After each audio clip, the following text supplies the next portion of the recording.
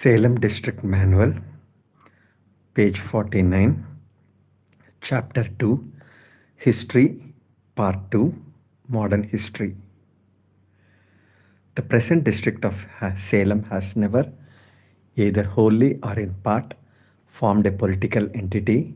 and therefore claims no separate history of its own, depending for whatever of historical interest it possesses on the vicissitudes of the larger territorial divisions of which it has from time to time been a constituent part.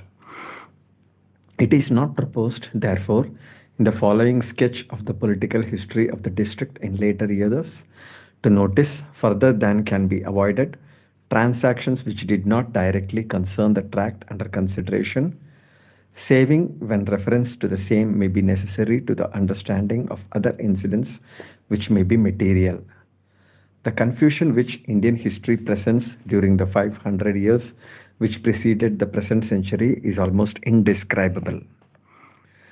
The rude valor which had achieved a conquest was seldom combined with the sagacity requisite for interior rule,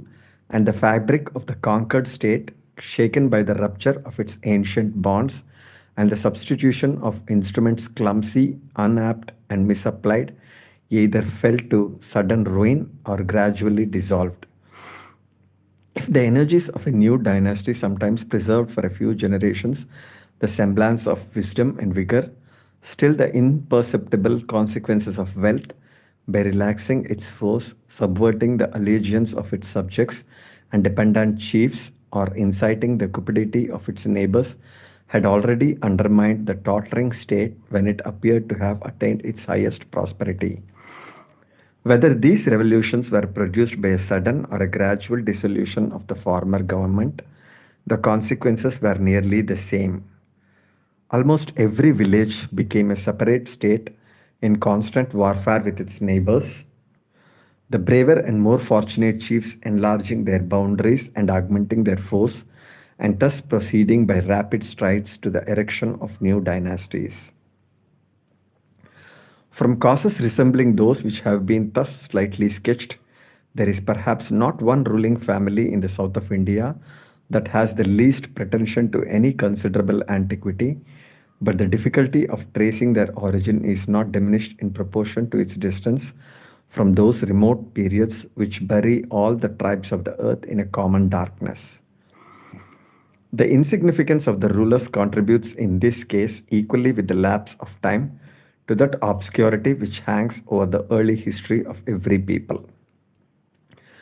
Quotation from Wilkes' Historical Sketches of the South of India in an attempt to trace the history of Mysore, printed in London in the year 1810, volume 1, pages 2 and 3. After the capture in 1323 of Warangal, the capital of Telangana, a new seat of Hindu government was established further south at Vijayanagar, founded 1336 to 1343. The Vijayanagar kingdom gradually extended its conquests south and west, while the power of the Bellal dynasty waned, and in 1387 grants by Vijayanagar are found south of the Kaveri. Subsequent to 1490, Narasimha Raja extended his conquests into Dravida, and in 1509 to 1515, Krishnaraya reduced the whole of Dravida to real or nominal subjection. The extension of the power of Vijayanagar was favored by the dissensions amongst the Mohammedans of the Deccan, the incursions of the Mughals occupying the attention of the Delhi Pathans, who were unable to watch over their rebellious subjects further south. When, however, the sovereigns of Vijayanagar attempted to extend their power over the territory lying north, the Musalman kings of that tract confederated and defeated the army of Vijayanagar at Tallikota in 1564. Previous to the Battle of Tallikota, the whole south of India was subject nominally to Vijayanagar. But after that event, the viceroy of that state at Seringapatam had but little control over the Vadayas and Paligars, who set up isolated quasi-independencies, occasionally venturing to assume the title of Raja. In fact, the empire of Vijayanagar was gradually tottering, and taking advantage of its weakness, the provinces and petty chiefs meditated independence. At some time, most probably in the 15th century, two adventuring Yadavas named Vijaya and Krishna, who were about the court of the Vijayanagar government, started for the south. The Hindu Turanian population appears to have been at this time split up into innumerable petty communities, each under a chief or baron called in some places Paligas and in others Vadayars.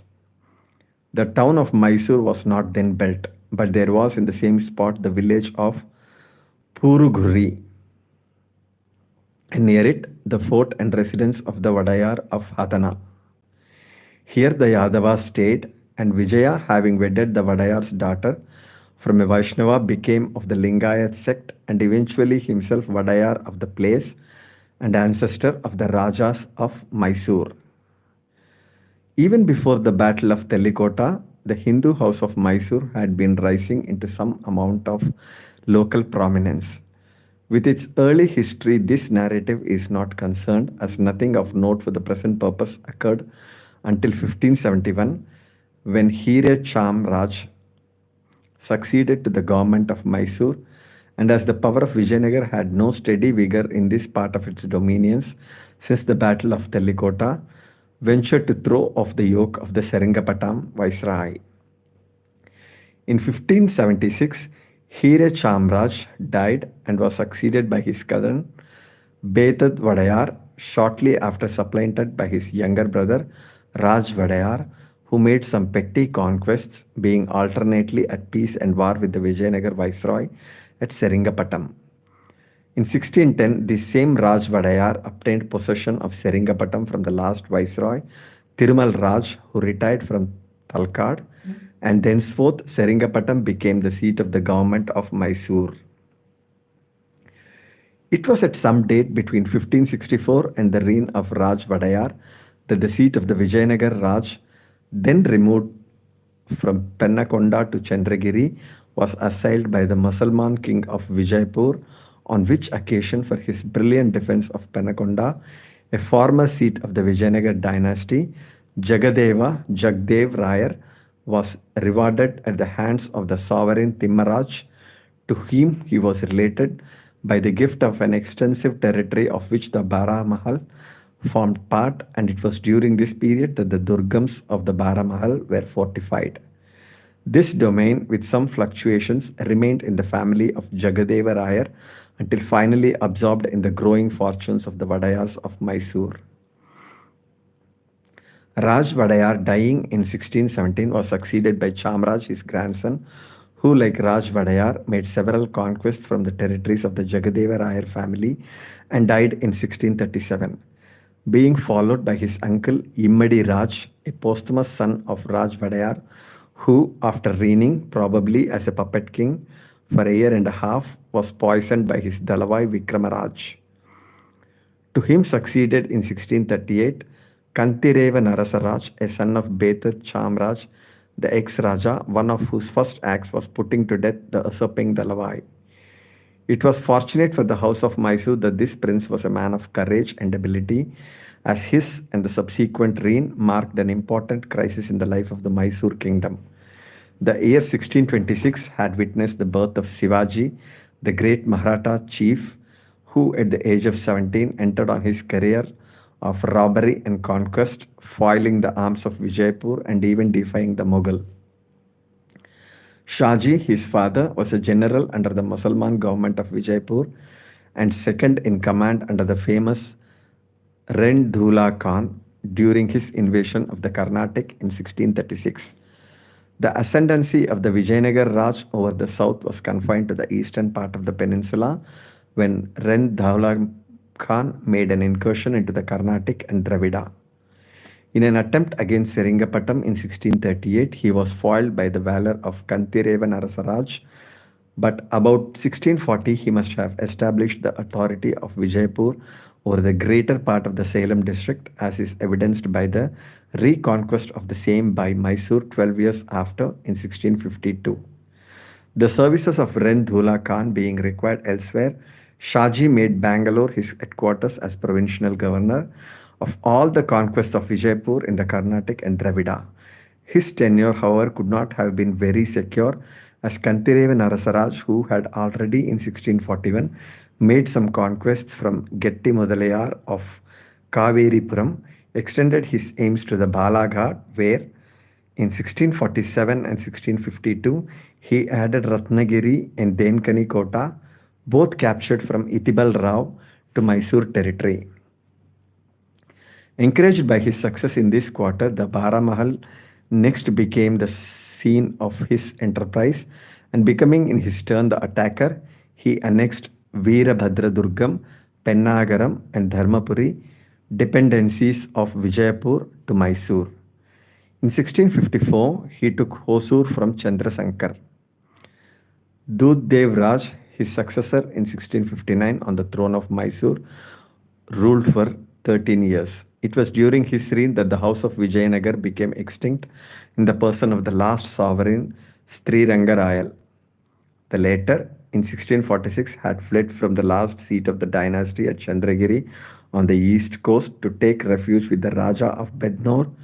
who, in the first year of Dev Raj's reign, under pretense of asserting the right of this last representative of the Vijayanagar sovereigns, but in reality for purposes of self-aggrandizement, sent an army against Mysore, which was repulsed. The only portion of the Salem which can certainly be named as having been annexed during the reign of Duddev Raj was Omalur, captured in 1667 from Getti Mudalayar of Kaveripuram, mentioned above. He was succeeded in 1672 by Chik Dev Raj, who, taking advantage of the complicated strife in which the Mughal, Shivaji, and the states of Vijaypur and Golconda were involved, gradually extended the conquests of Mysore. Shaji, though nominally the humble servant of Vijaypur, had meanwhile not been idle, the object steadily kept before him being that of supplanting the Musalman government of Vijaypur by an independent Maratha dynasty, of which his Jagir at Pune should form the nucleus. His designs did not escape notice, especially when coupled with the rebellious conduct of Shivaji. As responsible for the latter, but more probably in consequence of the suspicions entertained regarding his own loyalty, Shaji was recalled and his execution actually ordered, a fate from which he was only saved by the intercession of his old friend Rendula Khan, to whose influence probably he was indebted for his subsequent reinstatement in his former government at Bangalore. The latter, during his absence, had been administered by his sons Sambhaji and Ekkoji, assisted by the minister Ishwant Rao.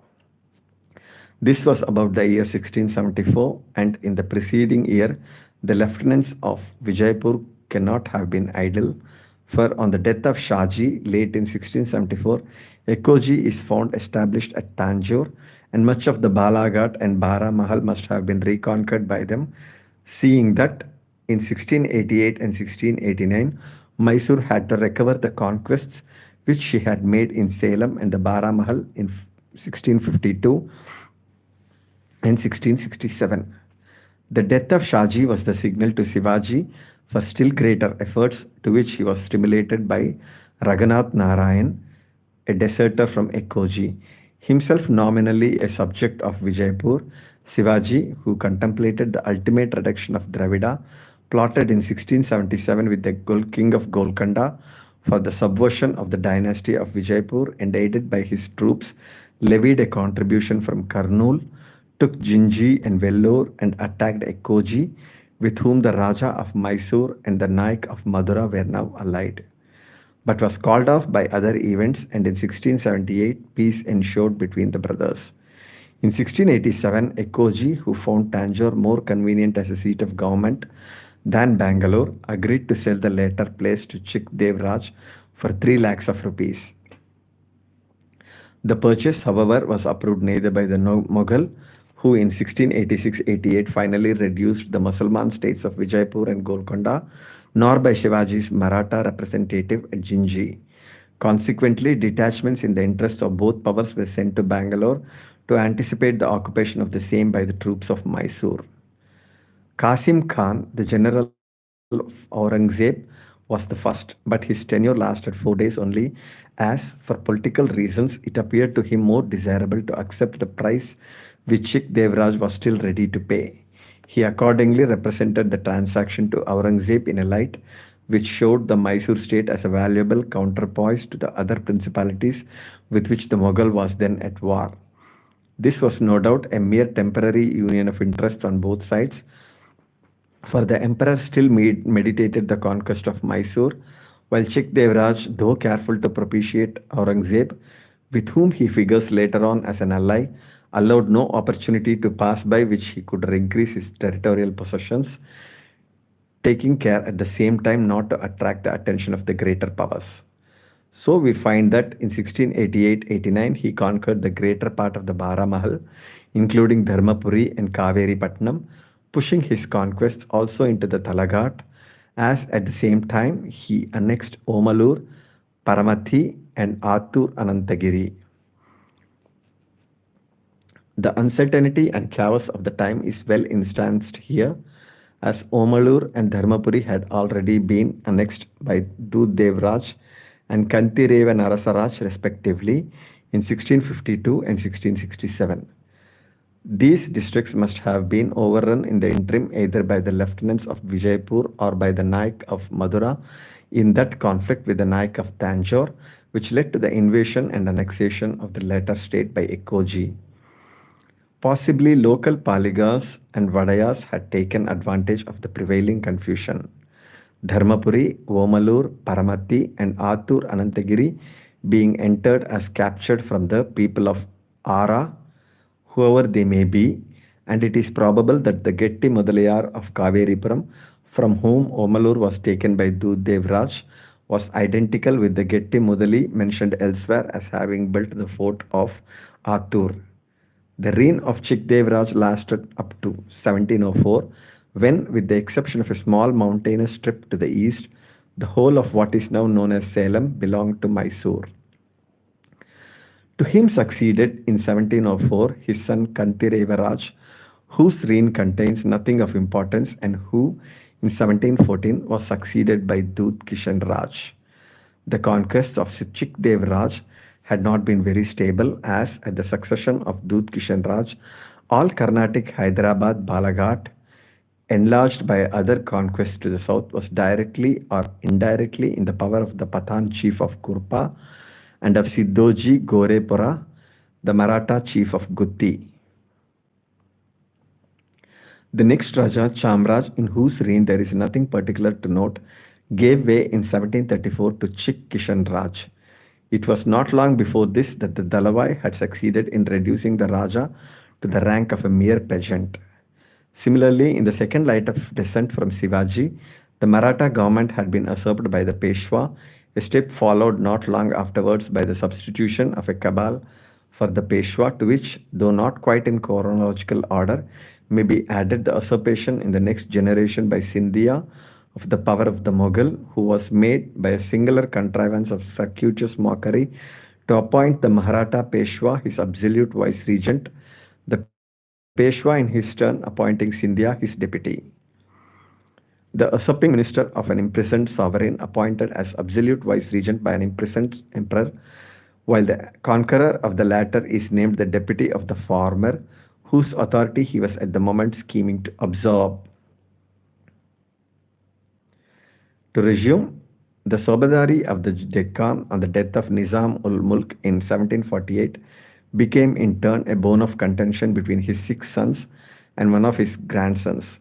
While the Nawabship of the Carnatic was held in rapid succession by numerous pretenders supported by the French and English, or by the Subedar pro tem, Monsieur Dupleix himself holding the post at one time, the Pathan Nawabs of Kurnool and Kurpa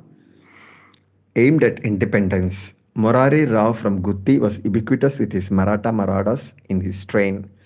The Raja of Tanjore had but a precarious tenure of his kingdom. The Naiks and Paligas in Madura and elsewhere to the south were in revolt. The power of the Mughal was indefinitely frittered away in half a dozen independent subas. Adoni, Nandial or Ghazipur, Savanur, Bankipur, and other places were centers of rebellion. In such a scene of confusion and bloodshed when even the company's servants were hampered and degraded by the treacherous policy of their protege,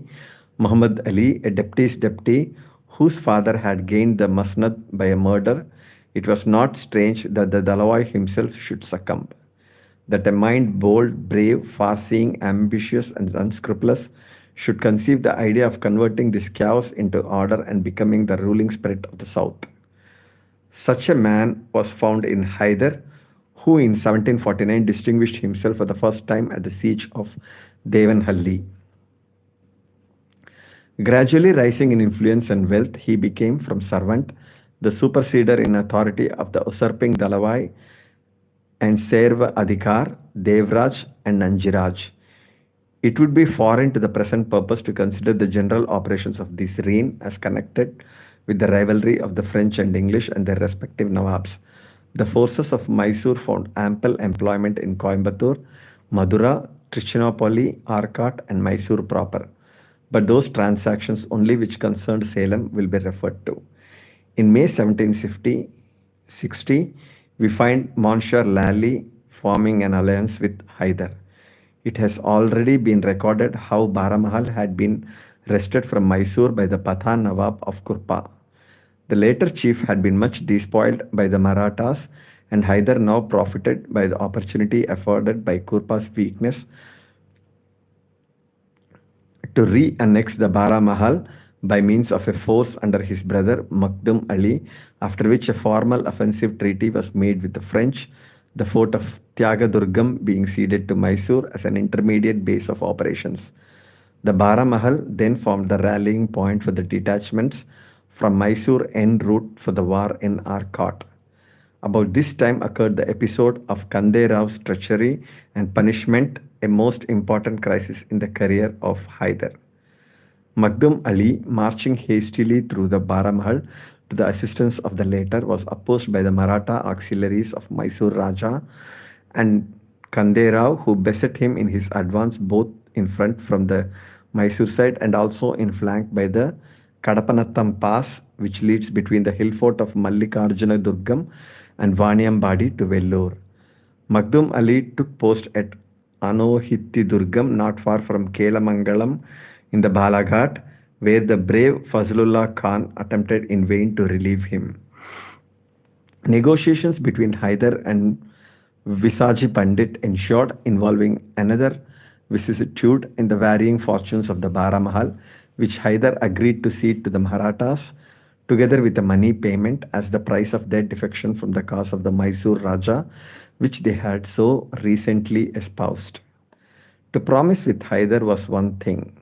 but to fulfill was quite another. So it is no subject for wonder that this compact, as regards the cession of territory, became a nullity. No sooner was Visaji Pandit's back turned than Hyder began to procrastinate and, on hearing of the Battle of Panipat, flatly refused to carry out this part of the agreement. Hyder, on the one hand, thus got rid of one enemy, while Kande Rao temporarily neutralized the English, holding for the Raja the whole of the country from the Baramahal to Dindigal, the latter fortress alone excepted.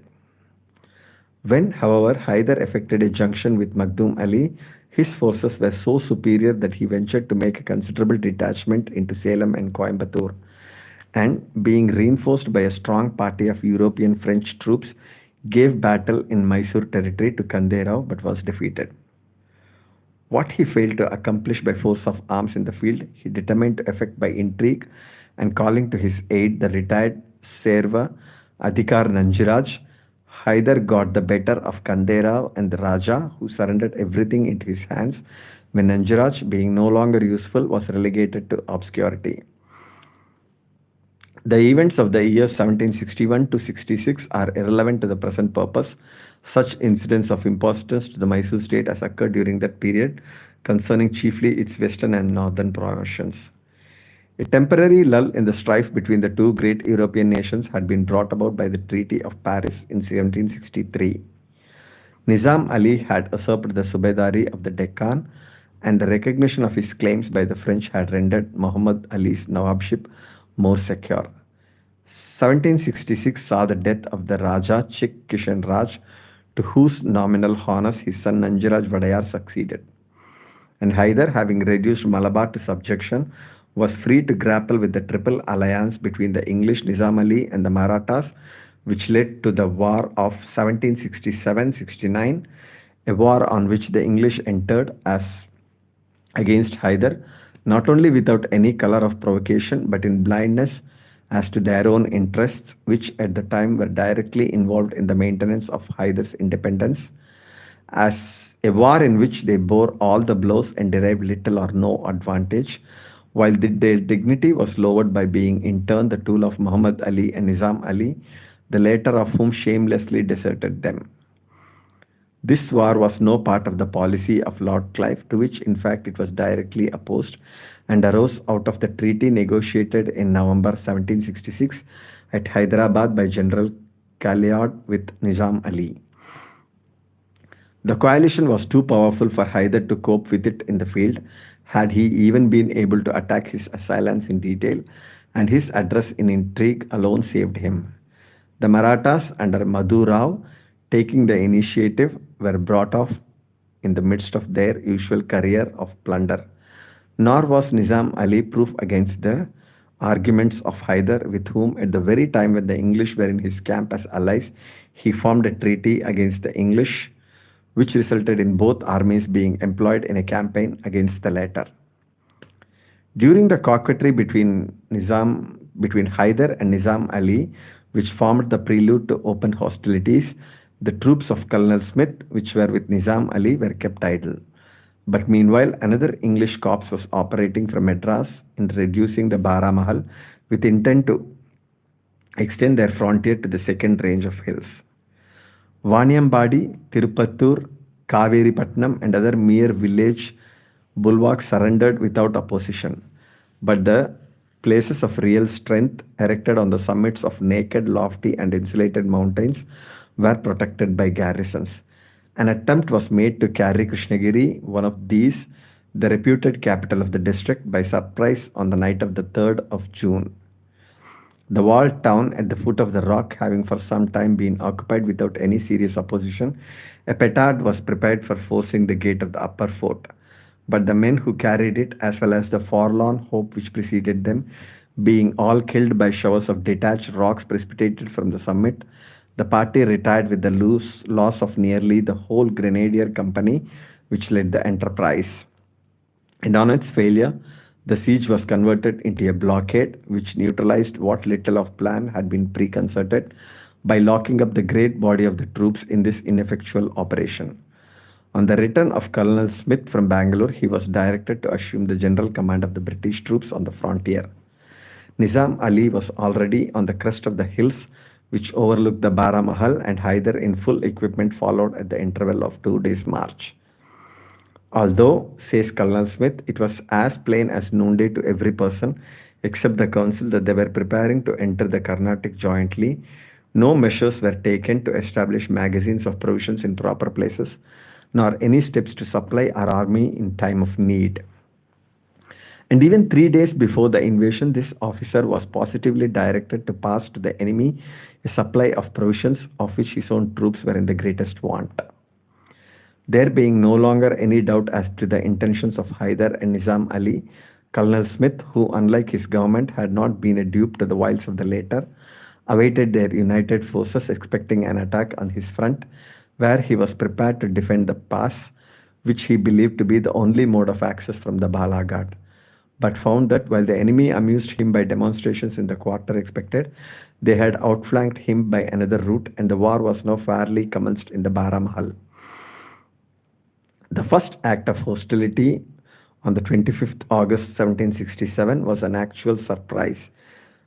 The cattle of the army, grazing with their accustomed confidence of security, were driven off. The cavalry hastily moved out for their recovery and found themselves unexpectedly assailed by very superior numbers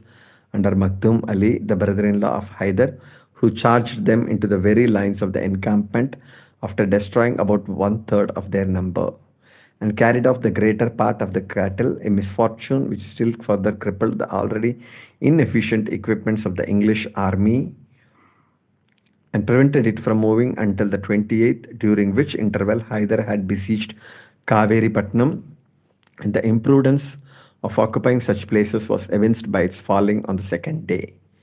A corps of British troops from Trichinopalli under Colonel Wood had been ordered to join Colonel Smith, and the fortified pagoda of Tirunamalai to the east of the first range of hills had been indicated as the point at which he would receive his further orders. Although Hyder was aware of the approach of this corps and that it was still at the distance of 10 days' march at the least, he committed the apparent error of not placing himself between Colonel Smith and the pass of Singarapeta, by which the junction must necessarily be formed. From assuming a strong position near Kaveri Patnam, he seems to have expected that his adversary would be guilty of the rashness of attacking him before he had received his reinforcements, and the necessity of Colonel Smith's situation, from the causes which have been stated, prevented him from reaching Singarapeta before the 30th. In the preliminary communications of the Allies, Hyder had been lavish of his eastern assurances of cutting the English army to pieces wherever he should come up with it. A shyness so little corresponding to these boasts might in part be ascribed to the distinction between promise and performance, so well understood among uncivilized nations, and also in some degree to the actual contact which had just been experienced at Kaveri Patnam, where, previously to capitulation, three companies of English Sepoys under Captain McCain had twice repelled the assault of the flower of his army, and a position which should place his rear on an impenetrable wood with only one narrow road through it was suited to troops not only confident but determined not to be forced. Nizam Ali, indignant at the timid policy which seemed to have purposely allowed the enemy to secure his retreat, indirectly upbraided Hyder with the too delicate use of his powers of command, and intimated that if he chose to persevere in the plan which in explanation he proposed to recommend of acting on the enemy's supplies, he, that is Nizam Ali, had in his own power a more summary mode of adjusting his differences with the English. Whether the omission of Hyder in suffering the unmolested movement of Colonel Smith had been of error or design, he now found himself under the necessity of yielding to the impatience of his ally or risking the benefit of his cooperation. From that moment, therefore, he began to press upon the rear of the English army in its movement to form a junction with Colonel Wood. The first march from Singarapeta was through a road of ordinary breadth formed by felling the trees of a forest considered as impenetrable in most places to ordinary travelers, and consequently favorable to a small body retiring in a single column. The surprise of the English troops was, however, excited by the sudden appearance of bodies of predatory horse on the flanks, scrambling for booty among rocks and thickets accessible with difficulty by regular infantry. On the two following tardy marches, nearly due east to Chengam, as the country became more open and practicable, the English column of march was everywhere surrounded and impeded by horse, and during the whole night the encampment was harassed by flights of rockets. The upshot of the campaign in South Arcot and elsewhere in the so-called Carnatic, with which this narrative is not concerned, was the flight of Nizam Ali after the Battle of Tirunamalai through the Singarapeta Pass on the 26th September 1767. He left his commander-in-chief, Raukan-ud-Daula, to direct the immediate retreat of the remainder of his forces, and Hyder shifted for himself by following the example of his ally after sustaining a crushing defeat from Colonel Smith. Tippu Sultan, hearing of this adverse crisis, withdrew his forces from the vicinity of Madras to come to the assistance of his father, and Colonel Smith went into winter quarters. The Confederates meanwhile halted for a month in mutual dudgeon at Kalaimattur in the Baramahal, and at length Hyder,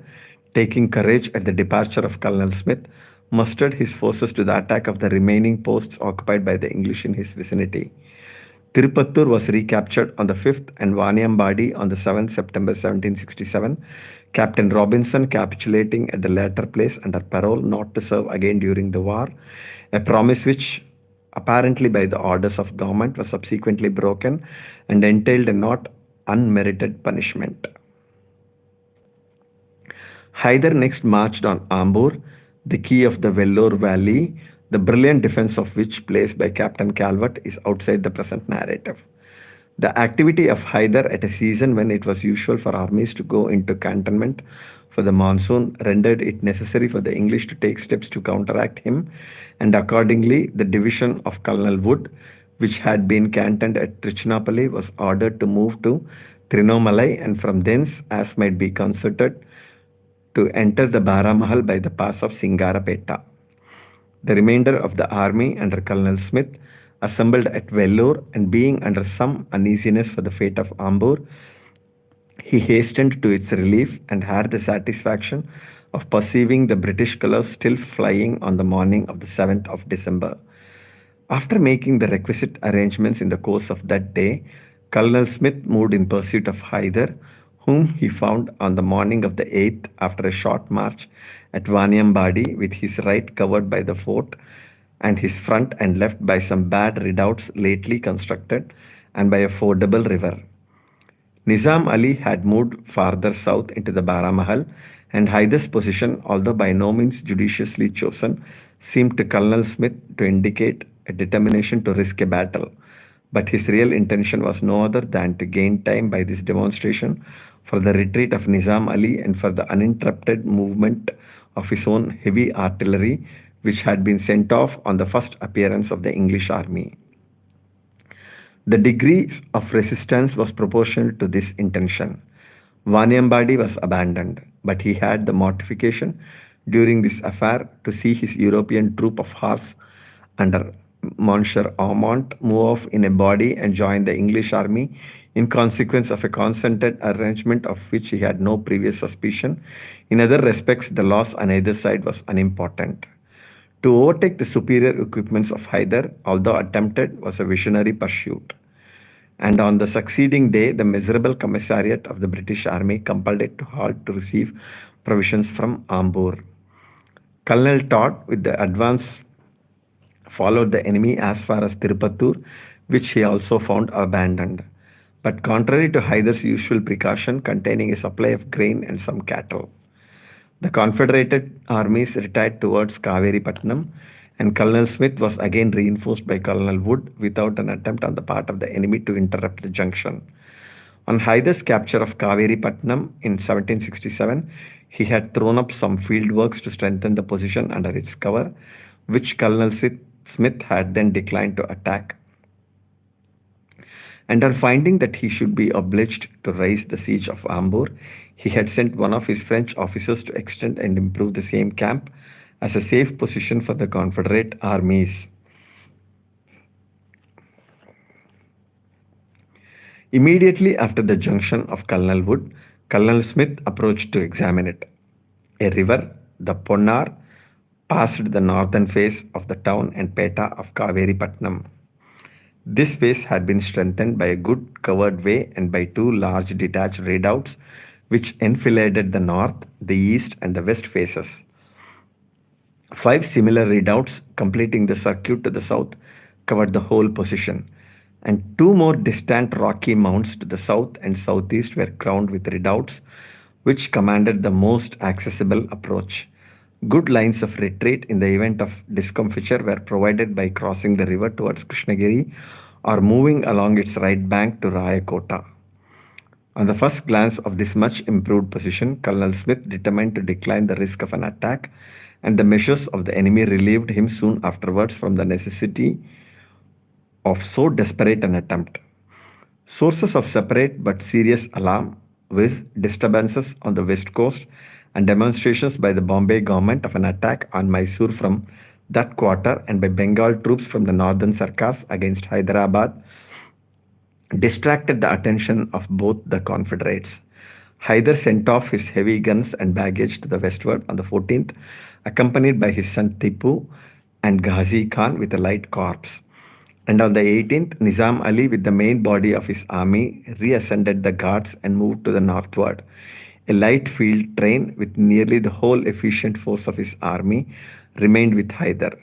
and political considerations still detained with him a corps of some 1,000 horse in the service of Nizam Ali as an escort to the brother of his prime minister. End of quote. While the heavy equipments of Hyder were moving to a far distant object, It was necessary that his intention should be veiled to the last moment by the appearance of increased activity. From the strong position near Kaveri Patnam, detachments of his light troops were actively employed on the line of Colonel Smith's supplies and imposed on that officer the necessity of moving strong detachments of his army for the protection of the most important convoys. Against one of these, expected by the pass of Singarapeta under Captain Fitzgerald, Hyder thought proper to move in person with a force of 4,000 select horse, 2,000 infantry, and 5 guns, in the confidence of an easy conquest over a single battalion without guns embarrassed by a convoy. But Colonel Smith, who had penetrated his intentions, detached a reinforcement of 2 companies of grenadiers, a battalion of sepoys, and 2 field pieces. Hyder, not being aware of this junction, attacked the convoy with great vivacity and imprudence. Charging in person at the head of his cavalry, he had his horse shot under him and received a bullet through his turban. The loss of several of his best officers evinced an effort of more than usual determination, and their repulse reflected correspondent credit on Major Fitzgerald, who commanded the united detachments. The hope which Hyder had cherished of terminating the campaign with a credible exploit was thus converted into the mortification of returning in disappointment to his headquarters. The heavy equipments which had preceded him having now made sufficient progress, he left a strong and efficient division, chiefly cavalry, under Makdum Sahib to watch the operations of the English army and disturb its supplies,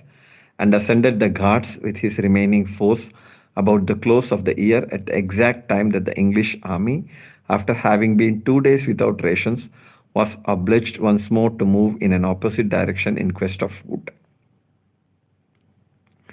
Nizam Ali now made overtures for peace with the British, whom he had so wantonly attacked, and a treaty was made in February 1768, by which he abandoned Hyder and his territories to the English and Muhammad Ali if they could get them, the Marathas being propitiated in anticipation by the stipulation that Chowth should be paid them from the contemplated conquest. On the 20th January 1768, Hyder marched to the west coast, where he reduced Mangalore in May, and returning to Mysore, dispatched his army to Bangalore, while he departed in person to Bednore, and after regulating his affairs both there and elsewhere, was at leisure to operate again in August from Bangalore against the English, who had omitted to take advantage of the open field for their arms afforded by the absence of Hyder during the preceding 7 months. The cause of this culpable mistake was the divided counsels of the commander in chief and of the government of Madras. Colonel Smith was unwilling to advance into the Mysore plateau owing to the difficulty of obtaining supplies, his proposed line of action being to occupy the whole of the country contiguous to the former frontier, from Vaniambadi through the Baramahal and Talaghat down to Dindigal and Palghat, in view to establishing depots as a base for subsequent operations. The government at Madras, on the other hand, not realizing the obstacles entailed by an advance in the enemy's country, were for marching directly on Bangalore and Seringapatam. The upshot was a plan of operations devised to carry out both projects with a force inadequate to the full execution of either. The English, however, were not wholly idle from January to August 1768. The army was formed into 2 divisions, one of which, under Colonel Smith, after appearing once more before Kaveri Patnam, which was evacuated in the night, moved northward as far as Pandlikonda in the Vale of Vellore for the purpose of approaching the army of Nizam Ali, then at Punganur, and quickening the negotiation of his minister at Madras. This object being effected, he returned to waste in the blockade of Krishnagiri, which surrendered on the 2nd of May, the precious time which ought to have been employed in higher achievements. A second division of the army was in the meanwhile employed under Colonel Wood, who, after the capture of the remaining fortified places in the southern extremity of the Baramahal, proceeded with rapid success to reduce those which are situated in the districts of Salem, Erode, Coimbatore, and Dindigal. Hyder had the mortification to hear of the successive fall of every fortified place in those provinces, Sankari Durgam alone accepted, the only place of strength which, by a strange omission, is never once mentioned in Colonel Wood's correspondence. Tenkarai Kotte, the first place attacked, made a respectable defense, being garrisoned by the regular Sipais, but capitulated when it was perceived that an assault was prepared. Dharmapuri, a place of no strength, was commanded by a brave officer with troops unworthy to serve under him. The place was carried by assault, and the necessary consequences of such an operation bore a terror before the arms of Colonel Wood, which was more effectual than his cannon. Erode alone, a place of fiscal importance but no military strength, afterwards stood the assault, being encouraged by the presence of a body of horse who promised to charge the flank and rear of the assailants in the act of storming, and did make a feeble effort for that purpose. All the other places, and among them Namakkal and Dindigal, erected on hills of granite, surrendered without the semblance of a defense which could be reported to their master with even negative approbation.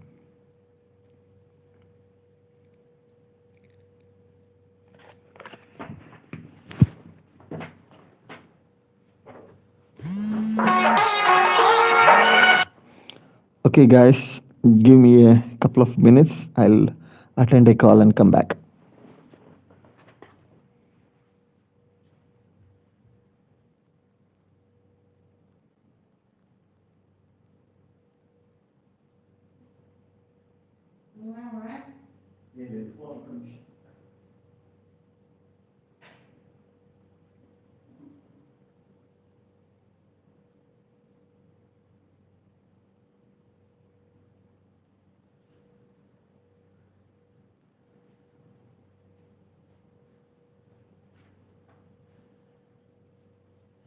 சொல்லுங்க அருண், சொல்லுங்க அருண்.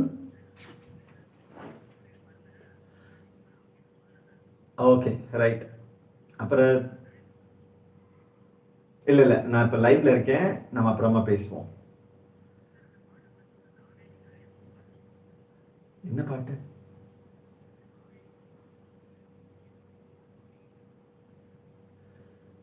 குடகுமலை காற்று வந்து காதில் பேசுதா என் பைங்கிலி. கரகாட்டக்காரன் படத்துல. பாய்.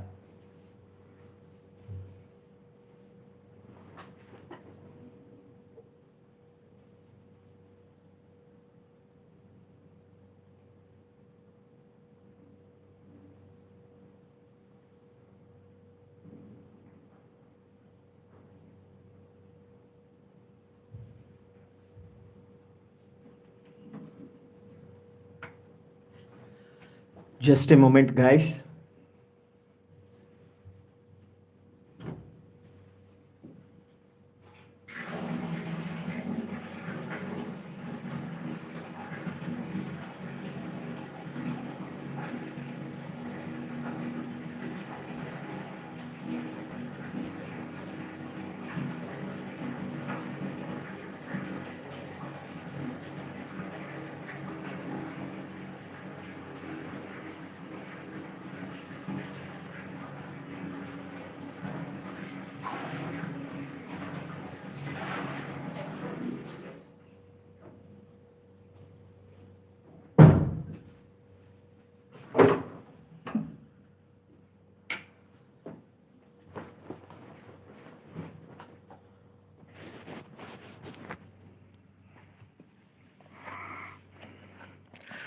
Page 65.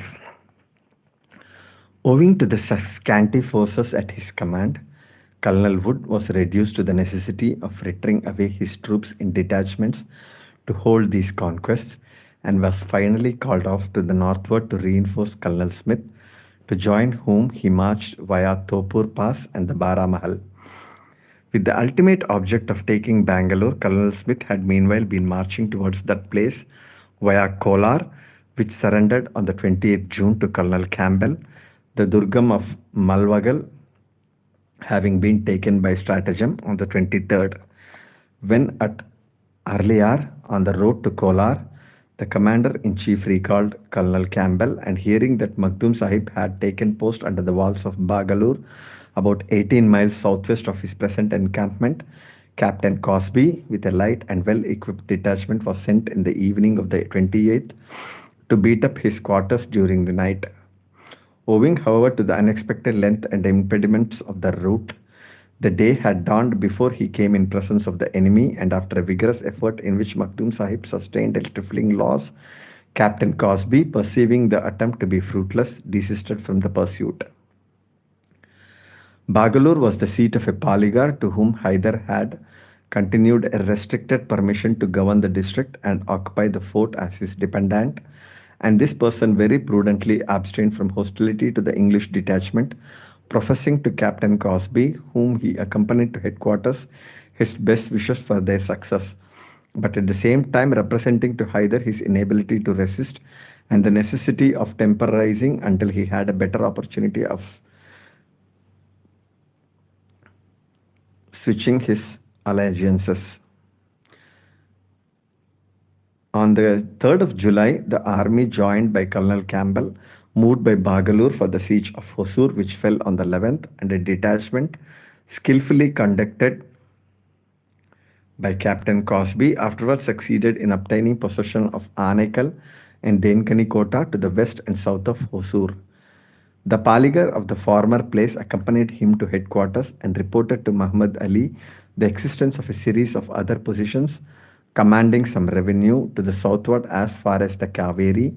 in the continuation of a narrow strip from Hosur, which was actually encompassed to the east, west, and south by impenetrable woods and mountains,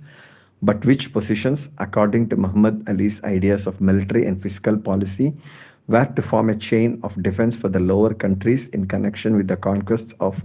Colonel Wood to the southward of the Kaveri. And a division of the troops under Colonel Lang was sent to realize this strange project, which detained the body of the army for some days longer at Hosur.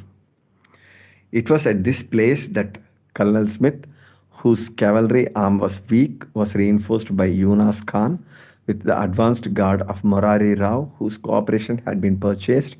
and who joined in person at Hoskota, where, owing to various causes, the army was detained for a month. Hyder, resuming operations on the 9th, was foiled in a night attack which he made on the 22nd on Morari Rao's camp.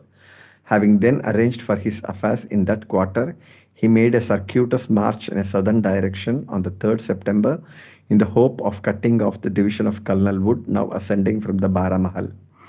At the same time, Colonel Smith marched by Malur to meet Colonel Wood, who was expected to move towards Malur on the 6th, and with whom he effected a junction on that day. Hyder, so far from surprising Colonel Wood, narrowly escaping from being crushed between the two forces, a fate from which the folly of Colonel Wood alone availed to save him. Not long after this, Hyder again made overtures for peace. He had previously done so to Colonel Smith at Krishnagiri, for the attainment of which he was willing to make moderate sacrifice. In an early part of the negotiation, he professed his readiness to cede the province of Baramahal and pay 10 lakhs of rupees to the English, not to Muhammad Ali, whom he refused to admit as a party to the treaty. And to this proposal he continued steadily to adhere to the last moment of the discussions. But his adversaries, who were the substantial aggressors, demanded reimbursement of the expense of the war to an enormous amount and a line of territory which should at least include Krishnagiri, Sankagiri Durgam, and Dindigal, numerous concessions on the coast of Malabar, the payment by Hyder of that tribute to Nizam Ali, which the English had engaged to pay in the event of their conquest of Mysore, together with some important cessions to Morari Rao. The negotiation consequently failed. The government of Madras had before long reason to regret that they had not closed with this offer. The month of October was marked chiefly by the defeat of Colonel Wood at Malwagal, and November by a raid on Kolar, in which Hyder inflicted much damage, though beaten off by Colonel Campbell. On the 14th November, Colonel Smith went to Madras with the Nawab Muhammad Ali and the deputies who had accompanied the force, ostensibly for consultation with his government, but really in order that he might be disembarrassed of the Nawab, whose presence was a drag on all his movements. Colonel Wood was left in a command for which his unfitness had already been fully demonstrated, and disaster naturally followed. The departure of Muhammad Ali and the deputies had caused the movement of Colonel Smith's division to the eastward of Kolar. In the first march, intelligence had been received that Hyder was besieging Hosur, and Colonel Wood's division was in consequence reinforced by the 2nd Regiment of Europeans and Captain Cosby's battalion of Sipais in order that he might move for its relief. The remainder of Colonel Smith's division under Major Fitzgerald, the senior officer, continued at Venkatagiri to cover the retreat of the Nawab and the deputies and furnish escorts to place them in a situation of security. Colonel Wood marched for the relief of Hosur on the 16th November with 2 regiments of Europeans, 5 battalions of Sipais, and their usual field pieces, to which were added 2 brass 18-pounders. He reached Bagalur on the 17th, and in order that he might be divested of all encumbrances in the night attack which he meditated on Hyder's camp, he ordered the whole of his baggage, camp equipage, and surplus stores into the walled town or Peta of Bagalur, the 2 18-pounders being now classed and deposited among the encumbrances. Having given these orders, he proceeded at 10 on the same night towards Hosur, which he did not reach till 7 in the morning of the 18th, and was of course foiled in the design which he had planned of a night attack on an army embarrassed in the operations of a siege. Hyder had on the preceding evening withdrawn his preparations for the siege and remained on his ground of encampment northwest of the fort until Colonel Wood's advance was entering Hosur. The march had been so hurried that a small portion only of the provisions and stores intended for the relief of the garrison was brought up, and while these were entering the place and the requisite arrangements were in preparation for giving repose and refreshment to the troops, the whole of Hyder's cavalry were making demonstrations in various directions, while his infantry, by a circuitous movement, turned the flank of the English and got between them and Bagalur. Clouds of dust indicating the movement of troops in that direction had been observed and reported by the outposts but disregarded by Colonel Wood. About 2 o'clock, however, repeated and heavy discharges of cannon and musketry explained the circumvention and obliged him to retrace his steps with fresh precipitation. Bagalur, like most of the fortresses in that country above the rank of a walled village, had a little fort or citadel, the habitation of the chief, his officers and garrison, and a walled town connected with it on one side, the residence of the agricultural, commercial, and mixed classes of the community, and the place was garrisoned by one of the best corps in the service of Muhammad Ali under the command of Captain Alexander. It had been found on trial that the gate of the Peta was too narrow to admit the 18-pounders, and they were accordingly left with a guard at the outside. Some of the most portable of the stores were removed within the fort. The mass of stores and baggage was deposited without much order in the streets, and the draught and carriage cattle had chiefly taken shelter under the walls. But when the enemy's columns appeared, returning from Hosur, the cattle were driven with precipitation within the town. These apparent ramparts are generally no more than mere single walls of mud from 15 to 20 feet high and not exceeding a cubit in breadth at the summit. The gateway is converted above into a turret for musketry, and if at the exterior angles there be other similar turrets, these with the distant fire of the fort, hardly ever furnishing a true flanking defense, are considered a respectable protection against cavalry, which they are chiefly intended to resist. But it is evident, unless time be given for erecting platforms for musketry along the interior of the curtains, that the infantry without and within each a line of defense are not within such a line of defense are not far removed from a state of equality. Hyder approached in several distinct columns, preceded by cannon and attended by pioneers and ladders to clear the breaches or surmount the walls. Captain Alexander personally directed his chief attention to the preservation of the 18-pounders, but on finding that the enemy had penetrated in the rear of both his flanks, he retreated with haste towards the fort. The officer left in charge had fortunately ordered the gate to be shut on the first moment of his perceiving an enemy within the Peta wall. Without this precaution, everything must have been lost. The few Sipais that had been left within the fort now manned the ramparts with confidence and kept up a brisk fire, which assisted in preventing the enemy from cutting off Captain Alexander's retreat. The camp followers and many of the inhabitants, on perceiving the entrance of the enemy, pressed into the peta towards the gateway of the fort. Men, women, and children driving camels, horses, and oxen with the hope of obtaining admission. This was prevented by the precaution which has been stated, and a scene ensued too horrible for description. The heavier and more active animals pressed forward on the weaker until they were piled on each other in a mass of dead and dying, of which the human beings formed too large a proportion. And the perils which the retreating garrison encountered in clearing this dreadful scene to be drawn up by ropes into the fort were not inferior to those which they sustained from the pursuing enemy. Hyder made no attempt on the fort, but the 18-pounders were quickly put in motion. The mass of baggage in the peta was placed upon his spare carts and tumbrils, but chiefly on the gun carriages, which were loaded to the utmost that each could carry and successively dispatched on the road to Bangalore. The arrangements were completed and the whole of his army nearly out of sight before Colonel Woods returned to lament the loss of about 2,000 human beings, an equal number of draught and carriage bullocks, 2 18-pounders, and nearly the whole of the stores, baggage, and camp equipage of his army. On the 20th, he returned to repair one of the errors of his precipitation by throwing some ammunition and stores into Hosur. On the 21st, he measured back his steps to Bangalore, now destitute of provisions for the use of his troops, and on the same evening prosecuted his march to Arliar, an intermediate post on the road to Kolar, where there was a small supply. Here, on the 22nd and 23rd November, he sustained a series of crushing reverses which must have ended in complete annihilation had not Major Fitzgerald, by a forced march, come to his relief from Venkatagiri. Colonel Wood was in consequence sent under arrest to Madras, Colonel Lang assuming the command. Hyder being now temporarily disembarrassed of Colonel Smith, the only opponent whom he really feared, prepared to carry the war into the enemy's country.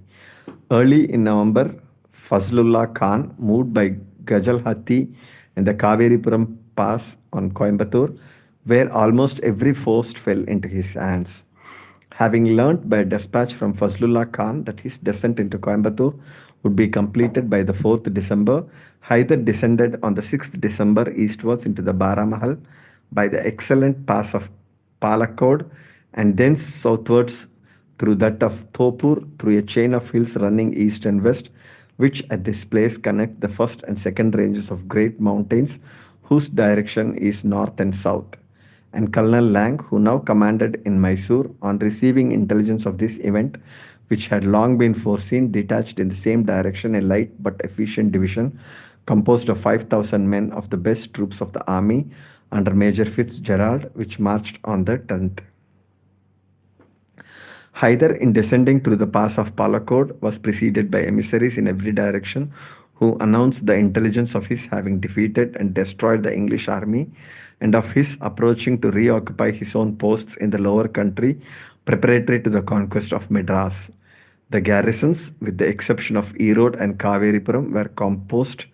in various gradations of inefficiency of the same materials as those which have been already described, excepting that in those of the provinces of Baramahal and Salem, the garrisons were of Nawab's troops without any intermixture of regular English sepoys.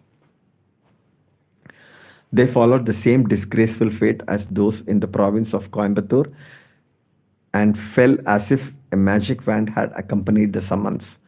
Major Fitzgerald, who followed with rapid strides, had the mortification to hear at each successive march of the surrender of the place which he next hoped to relieve. Their surrender is reported by him on the following dates. On the 6th Dharmapuri, 7th Tenkarikottai, 12th Omalur, 15th Salem, 17th Namakkal, 19th Karur, 25th Erode, 31st Dindigal, Kaveripuram and Palkad are not mentioned in his dispatches. As he approached the Kaveri, he had intelligence that Hyder had crossed or was about to cross the river a little to the eastward of Karur and had determined to leave Fazlullah to invest that place and Erode and to proceed himself with the main army to attempt Trichinopoli or levy contributions on Tanjore and the southern provinces. Deeming Erode to be safe for the present from his knowledge that at least 200 Europeans,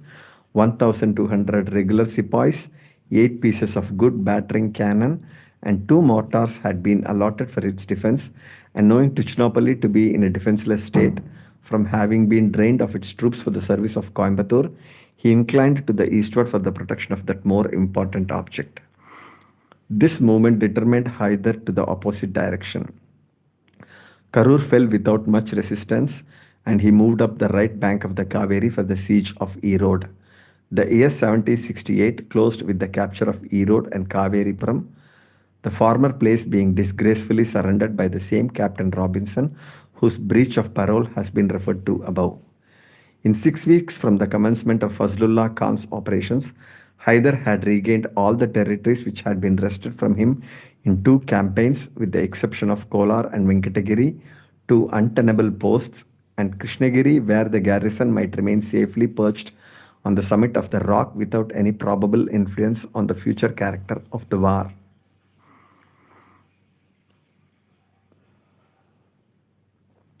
While Fazlullah Khan operated from Dindigal on Madura and Tinaveli, Hyder bent his course along the northern bank of the Kaveri eastward, ravaging Tiruchinapoli, exacted a contribution from the Raja of Tanjore as a ransom for his territory, and then marched northwards towards Kadalur, the English retreating before him along the coast, while Colonel Lang fell back from Kolar and the Baramahal on Vellore for the greater security of the metropolis. Abortive negotiations for peace were then opened by the government of Madras, in which, judging by the light of after events, it is pitiable to contrast that manly and statesmanlike demeanor of Hyder with the blindness of the dupes of the Nawab. Hostilities were resumed on the 6th March, and after a series of rapid movements in which the masterly dispositions of Colonel Smith often embarrassed him, Hyder, when 140 miles south of Madras, dispatched his whole army, guns and baggage, 6,000 cavalry and 200 chosen infantry alone excepted, through the Baramahal. Then, eluding Colonel Smith, he marched 130 miles in 3 days and a half, appearing on the 29th March before Madras, when he again made overtures for peace, which, after some maneuvering, was concluded on the 3rd of April. The treaty stipulated for the mutual restitution of prisoners and places, and that in case either of the contracting parties shall be attacked, they shall from their respective countries mutually assist each other to drive the enemy out. This clause is important as the British in after years undeniably broke faith, and the next war with Hyder was the fruit of their refusal to fulfill their obligations. It is, however, but just to add that, though Dupre acquiesced in the spirit of this article, he had objected to the letter of it as fundamentally inadmissible. It was well known that the Mahrattas had for some time been meditating one of their periodical raids on Mysore, and towards the close of 1769, Madhu Rao was in motion from Pune, on which Hyder, retreating as Madhu Rao advanced along the woody tract which skirts Bednore, sought protection in his capital in January 1770. Though he repeatedly called on the English to assist him, as by treaty bound to repel the invasion, his demands were as persistently evaded, to the discredit of the Madras government. The war lasted up to June 1772, when Hyder, who had been severely handled at Cherkoli, purchased peace by a large money payment and by the cession of a great portion of his dominions, which entailed on the English, as the fruit of their infraction of the Treaty of 1769, the portentous contact of a Maratha frontier to the province of Arcot, along the whole extent of the Ghats from the pass of Damalcheri to that of Peddanayakan Durgam. The year 1771 saw the murder of the peasant Raja Nanjiraj Vadayar, whom Hyder detected in an intrigue with the Madratas, and to whose barren honors his brother Chamraj succeeded. He in his turn died in 1775 when, failing a representative in the direct male line, an infant of the same name, claiming through a collateral branch, was raised to the Masnad. Up to the year 1780, when Hyder again made war on the English, there is nothing of note for the present purpose. Meanwhile, he was again at war with the Marathas, with more success than in the preceding campaign. Between 1769 and 1779, he made repeated efforts, even going so far as to offer the provinces of Baramahal, Salem and Attur and 20 lakhs of rupees as the price of their cooperation to effect a proper understanding with the British, by whose persistent refusal he was driven into the arms of the Marathas. The later state during this period was rent by dissensions between Raghunath Rao, the Peshwa du Jure, and the ministerial party at Pune, who espoused the cause of a reputed posthumous child of the late Peshwa Narayan Rao, for that reason named Sevai Madhurao. Hyder had for some time been a supporter of Raghunath Rao, the protege of the Bombay government, in whose name he conquered for himself a large tract of Maratha territory, which conquest the upholders of Sevai Madhurao recognized in his name in return for Hyder's adherence to a general confederacy against the English. The latter, meanwhile, were again involved in hostilities with the French, whose capital Pondicherry fell on the 18th October 1779, an understanding of which the English had been frankly forewarned as the inevitable result of their rejection of his offer already existed between the French and Hyder, to whom the fall of Pondicherry alone afforded sufficient grounds at which to take umbrage. But his affairs at the time did not admit of immediate action. When, however, the English informed him of their designs on the Mahe, a port in Malabar, where Hyder's authority was generally established, and where the foreign settlements were regarded by him as dependencies of his own, he gave the English to understand in no doubtful language the consequences of such action, and the War of 1780, though long premeditated on his part, and in any case inevitable, was precipitated by the capture of Mahe. Hyder's march was through the Baramahal and the Singarapeta Pass, the scene of his former defeats by Colonel Smith and by Major Fitzgerald. The theatre of the war was outside the first line of guards and did not concern Salem. The death of Hyder on the 7th December 1782 brought no conclusion to military undertakings, which were however diversified by the operations on the west coast, whereby the attention of Tipu was called off from the Coromandel, where Said Sahib was left to cooperate with the French, while the Sultan in person attended to his interests in the opposite direction. Tidings of peace in Europe resulted in a convention for the cessation of hostilities between Monsieur Bussy and General Stuart on the 2nd July 1783, but the strife with Tipu continued up to the 11th March 1784, when a nominal peace ensued, which lasted up to the War of 1790, which was brought about chiefly through the Tipu's attack on Travancore, which the British held themselves bound to defend. The war commenced on the part of the English by a double attack, the one under Colonel Kelly from the center of the Coromandel through the Baramahal, and the other under General Meadows from Trichinopalli, operating in the first instance against Dindigul and Coimbatore. The latter met with much opposition, Tipu in person assuming the command and some severe actions being fought. Later on in the year, the Sultan, receiving tidings of the invasion of the Baramahal, crossed the Kaveri to the northward, leaving a fourth of his army under Kamruddin to watch General Meadows, who crossed into Salem below Erode to succor Colonel Maxwell, who, by Colonel Kelly's death on the 24th September, had succeeded to the command of the other division. In conformity to orders from General Meadows, that officer entered the Baramahal on the 24th of October in pursuance of the original plan of the campaign. On the 1st of November, he approached Krishnagiri, the capital and strongest post of the district. The natural strength and improved defenses of this tremendous rock rendered it of some importance to determine whether a regular siege should be attempted, and several days were expended in a close and minute examination of its whole circumference. Colonel Maxwell then established his headquarters near the central position of Kaveri Patnam, intending, as was supposed, by making demonstration towards the pass and the fort in its vicinity, to return and attempt Krishnagiri by surprise. On the 9th, the presence of considerable bodies of light cavalry indicated the Sultan's approach, and on the 11th, the only regiment of cavalry, allowing themselves to be inveigled in pursuit through a defile, were attacked by about 6 times their number and driven back with considerable loss. On the 12th, the Sultan showed his army in full force and attempted by a variety of evolutions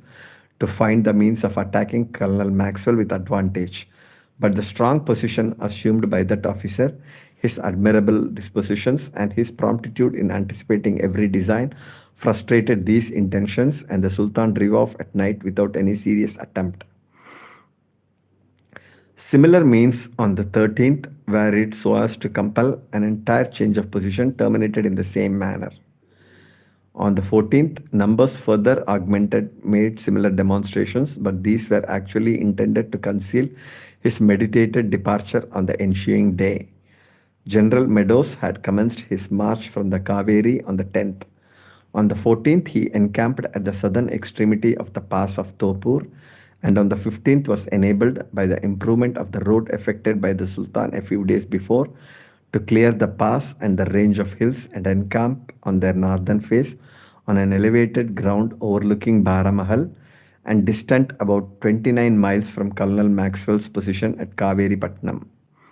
On the arrival of the advanced guard at the intended ground, a camp was observed gradually to arise, flags to be erected, and troops to take up their ground on the plain,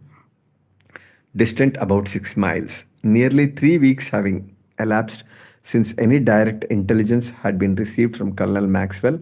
no doubt was entertained that the English army beheld their comrades, and 3 signal guns were fired to announce the event. In 5 minutes, every tent was struck, and heavy columns were seen in full march to the west in the vale of the great pass of Palakkod. It was soon understood to be the Sultan's army. He had drawn off some miles south from Colonel Maxwell's position on the preceding evening, and calculating on General Meadows requiring another day to clear the pass, had marked an encampment which he found it prudent to abandon. General Meadows moved on the 16th 15 miles farther in the direction of Kaveri Patnam, and on the ensuing day the important junction was formed by Colonel Maxwell. The united army was now 20 miles from the head of the pass of Topur and 26 from its southern extremity. Kishan Rao, the treasurer, was alone admitted to the Sultan's councils on this occasion. He had no fixed opinion regarding the plan of future operations intended by the English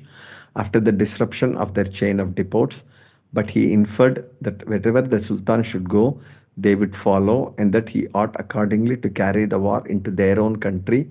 keeping also in view such a line of operation as might enable him to avail himself of any favorable opportunity to recover the places he had lost.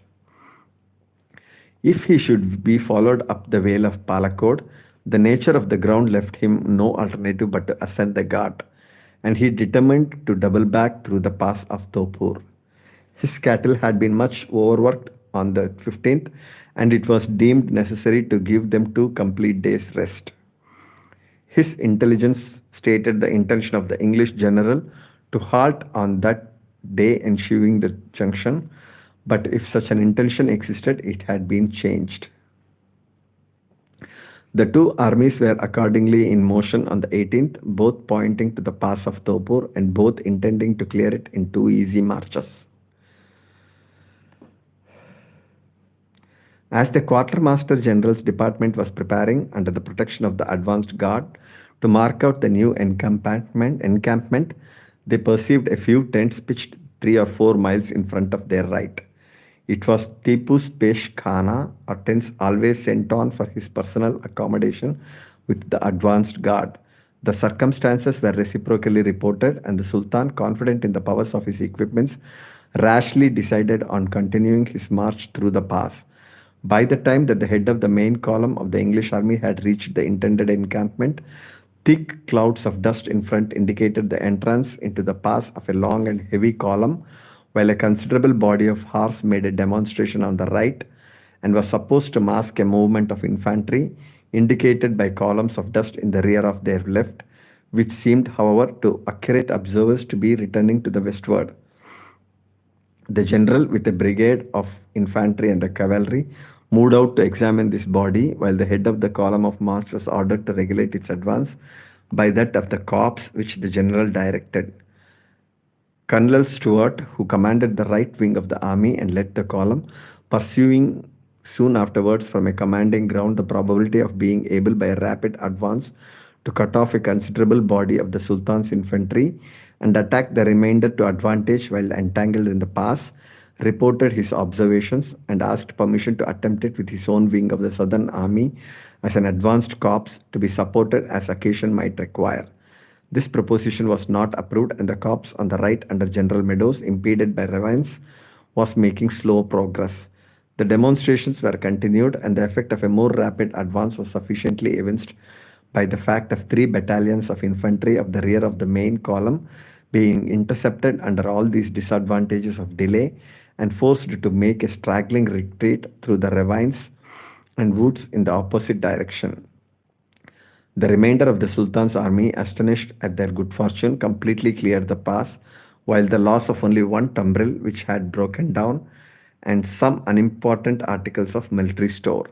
The cavalry disappeared about sunset, a small body taking the route of the pass, and the remainder in a circuitous direction by Pennagaram. And the English army, after a tedious march of 20 miles in about 15 hours and firing a few shots, encamped at night near the summit of the pass of Topur. To one acquainted with the lie of the ground over which this retreat was conducted, the omission by General Meadows to harass and destroy the enemy while entangled in the pass appears to be open to censure. All the advantages would have been with the pursuer, as for nearly 6 miles the fugitives would have been exposed to an almost vertical fire to which they could have made no effective return. The diagnosis of General Stuart appears to have been correct, and even had General Meadows apprehended danger on his right and rear from the body, which afterwards escaped towards Pennagaram, it would have been in his power to make ample disposition to meet this difficulty without detaching from his main body to such an extent as to impair its efficiency for the pursuit through the pass. There is the less excuse for this omission, as General Meadows had himself marched through the pass not long before and must have been aware of the advantage which offered to a pursuing enemy. On the Sultan's part, the discovery of the English advanced guard was made in sufficient time for the baggage, camp equipage, and rear guard to return, separated from the army by the intervention of the whole of the British forces, and the dust of their retrograde movement contributed to the hesitation of the English general. The Sultan was personally present with the cavalry, which made the demonstration on the right and went off with a slight escort through the pass shortly before it disappeared. The Pesh Khana was the only cover in the whole army, and they were equally destitute of provisions until joined by Kamruddin and his small bazaar 2 days afterwards. Tipu, however, made no delay, his army supplying themselves by the plunder of his own villages, and first pointing to Karur and giving out that he would cross the Kaveri below that place, he descended by the northern bank of the river and made no halt until opposite Trichinopoli. Against that place he made various demonstrations, but they had no material result beyond the plunder and devastation of the island of Seringam. General Meadows was now called off to Madras to meet Lord Cornwallis, the Governor General, who arrived there on the 12th December, and Tipu, foiled at Trichinopoli, marched, devastating as he advanced, through the Coromandel via Tyagadurgam and Trinomalai, and thence by Permacoil towards Pondicherry. The Governor General had arrived on the 11th February 1791 at Vellore and was threatening the Baramahal through the Ambur Pass, when the Sultan, learning this, marched hastily via Chengama and Palakot to meet him, and had the attack been made by the route anticipated, would have been in time to forestall it. But the feint on Ambur had served to cover the real design, which was to ascend via the Mugli Pass, whence the English troops advanced by way of Kolar and Hoskota and Bangalore, which was stormed on the 21st March. An attempt to penetrate in the direction of Seringapatam had to be abandoned when in sight of the capital, owing to the utter failure of the carriage and stores necessary to maintain the army in efficiency. To recruit and provide for its continuous supply in future, Lord Cornwallis retraced his steps to Bangalore, accompanied by the Marathas, who had meanwhile effected a junction more important than that of Nizam Ali's cavalry, which had arrived previously and was found to cost more than it was worth. Lord Cornwallis, after the requisite arrangements at Bangalore, where the talents and military skill of Captain Reed had succeeded in bringing forward the most important supplies without any loss, although greatly interrupted by the enemy's detachments, moved in a southeastern direction to Hosur, which was evacuated and imperfectly blown up on his approach. Fortunately, a train late for the magazine and intended to explode after the entry of the English troops did not succeed. Thence he moved in the direction of the passes of Palakkad and Rayakota for the purpose of reducing the congeries of drugs which command the access to these passes from above as well as from below.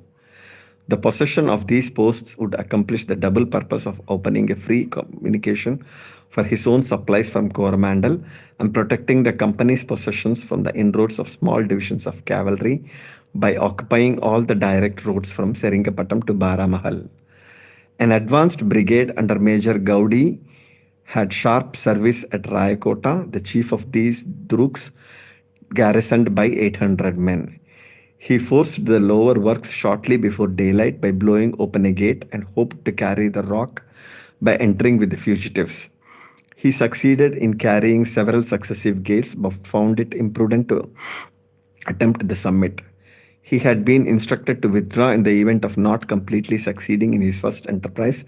but perceiving a probability of ultimate success, he ventured so far to deviate from his orders as to hold his ground in an intermediate line of works about halfway up the hill, and the place capitulated on the appearance of the army. The minor posts, all capable of protracted defense, offered various but unsuccessful degrees of resistance. Some of them, favored by local circumstances, stood the assault, and the garrisons escaped by the opposite descent into the woods. His lordship had it also in contemplation to adopt some arrangement for blockading Krishnagiri, the capital of Baramahal, a place deemed impregnable according to regular means, which, although not commanding any road, was capable with a large garrison of interrupting the transit of convoys. But he was called from this vicinity by causes which had not been entirely unforeseen. Still, with the exception of Krishnagiri, everything essential to the communication with the Coromandel and Baramahal to the southeast and east was already secured, and Lord Cornwallis considered himself at liberty to turn his attention to the northeast, where Nandidrug was captured on the 19th October. The absence of the Governor General in that direction suggested to the Sultan the advantage of making a diversion elsewhere, and Lord Cornwallis was again called to the southeast by an alarm for his communications. A force under Bakir Sahib, an active young officer and son of the venerable Kiladar of Darwar, had been detached by the route of Coimbatore and Topur into Baramahal with a respectable reinforcement for Krishnagiri, with orders to act on the communications of the English army and particularly to sweep off in a southern direction the population and cattle of the whole district. Colonel Maxwell, with a suitable division of the army, was detached for the purpose of endeavoring to disperse these intruders, and descending the Ghat, he received intelligence that a portion of the enemy had proceeded in the execution of their barbarous purpose of carrying off the population to Pennagaram, a post in the angle formed with the main range of mountains by the cross chain of Topur, whence only a mountain pass communicates farther south. He moved with rapidity in that direction and demanded the surrender of the place by a regular summons. But the enemy, not satisfied with a simple refusal, fired upon the flag. As the appearance of the works justified prompt measures, it was instantly assaulted and carried by escalade with little loss to the assailants. But of the garrison, 200 men were killed before the indignation of the troops could be restrained, and the cavalry escaped by the mountain paths. The activity of Colonel Maxwell's movements, from the accurate local information he had acquired in the previous campaign, soon induced Bakir Sahib to withdraw from a country too much bounded for the safe operations of cavalry. He descended by the pass of Chengama into Coromandel, but finding from the presence of the English cavalry under Colonel Floyd that any enterprise towards Madras would be hazardous, he turned southward and re-entered the Mysore dominions by the pass of Atur. Colonel Maxwell had been ordered, if he found the enterprise advisable, to attempt the destruction of the town within the lower fort of Krishnagiri for the purpose of depriving the enemy as much as possible of cover for their predatory arrangements. And after effecting his objects in other parts of the province, he encamped on the 7th of November within a few miles of the place without any other demonstration than that of reascending the pass. He moved at 10 at night in 3 divisions and carried the lower fort by escalade. The officers commanding the divisions were instructed, if appearances were favorable, to follow up the blow and ascend the rock with the fugitives who had barely time to shut and barricade the gate. And so close was the pursuit that a standard of the regular troops was taken on the very steps of the gateway. The bearers of the leaders were not so expeditious in their ascent, and the garrison, more numerous than their assailants, began to hurl the dreadful missiles of granite. Projections of rock afforded cover to the assailants, and repeated attempts were made during 2 hours to apply ladders, which were as often crushed with those who bore them, and Colonel Maxwell at length found it necessary to desist from the assault with considerable loss. The garrison sallied on their retreat, but it was conducted with so much regularity that they quickly returned. The English troops, after setting fire to the town, withdrew before daylight, and the detachment soon afterwards returned to headquarters, having moved along the back of the range between the passes of Palakod and Peddanaikan Durgam for the purpose of restoring a number of minor posts to the families of their former Hindu possessors. The remaining operations do not concern this narrative and terminated in the siege of Seringapatam and Treaty of 1792, by which, amongst other cessions of territory, the whole of the present district of Salem, the Hosur Taluk excepted, fell to the English, the Coromandel thereby obtaining the second line of guards as an iron boundary to the west, with its frontier fortress of Rayakota on the tableland of Mysore. Between this period and the War of 1799, there is nothing calling for notice except the extinction pro tem of the line of lawful kings of Mysore on the death by smallpox of Chamraj aforementioned. Tipu did not even go through the usual farce of raising a successor to the Masnad, and the whole family were pillaged to the last of their possessions. The undisguised hostility of Tipu and his intrigues for a French alliance drove Lord Mornington to the extremity of entering on a fresh war in the commencement of the year 1799, before doing which he more than once gave the Sultan opportunities to conciliate peace by timely concessions.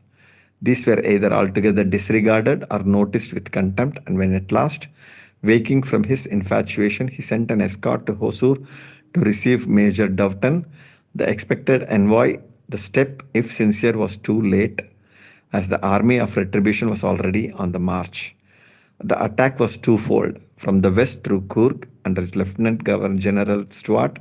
and from the east under General Harris. Colonel Brown in Coimbatore and Colonel Reed, the first collector of Salem, and the Baramahal had each an adequate corps at their disposal to secure the due supply of the advancing troops. The earlier progress of General Harris was unopposed by the Sultan, who had proceeded in force in the opposite direction, where he was defeated at Sedasir by General Stuart, and thence proceeded on the 11th March to Seringapatam en route to oppose the more formidable array of the commander-in-chief. The winding route of the army under General Harris from the vicinity of Arcot was continued through the vale of Ambur and the province of Baramahal, whence it ascended the Ghats and encamped within the English frontier near Rayakota on the 4th of March. After entering the enemy's country on the 5th with one of the divisions, some days were necessarily occupied in reducing that portion of the congeries of hill forts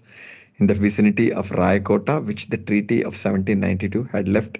in possession of the Sultan, and on the 7th the headquarters were established at Kelamangalam, about 16 miles within the territory of Mysore. On the 9th, the whole army was collected on that ground and made its first united movement on the enemy's country on the 10th, the day which General Harris had indicated to General Stuart as the latest to which, if possible, his arrival before the enemy's capital ought to be protracted. The route of the commander-in-chief lay on the 11th, 12th, and 13th through the Balaghat taluk of Hosur, and thence on the 14th to within 9 miles of Bangalore, whence he marched via Kankanhalli towards Seringapatam, which fell on the 4th May, exactly 1 month after the investing force first encamped against it. In the division of territory which followed on the capture of the capital and the death of the Sultan,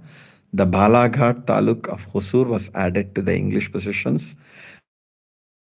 The thereby completing the catalogue of vicissitudes whereby the present district of Salem came to form an Indian collectorate. End of the chapter, page 80. End of the chapter, modern history.